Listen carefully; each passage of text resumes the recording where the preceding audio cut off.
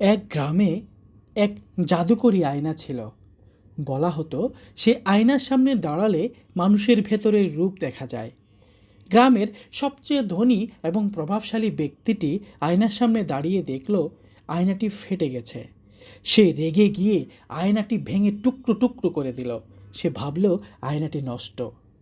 কিন্তু সে যতবার সেই ভাঙা টুকরোগুলোর সামনে দিয়ে যেত, প্রতিটি টুকরোই তার চেহারা আরও বিকৃত দেখাতো। সে ভয়ে অসুস্থ হয়ে পড়ল। তখন এক বৃদ্ধ তাকে বললেন, আয়নাটি সত্যিকার অর্থে ভাঙা ছিল না, বরং তোমার ভেতরের অহংকার আর ঘৃণা আয়নায় প্রতিফলিত হচ্ছিল। লোকটির তখন বোধোদয় হয় এবং সে মানুষের কাছে ক্ষমা চাইল।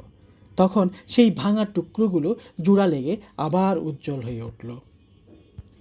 গল্পটিতে প্রকৃতপক্ষে আয়নাটি কখনো ভাঙেনি। লোকটির নিজের মনের ঘৃণা তাকে চোখে বিভ্রম তৈরি করে দিয়েছিল।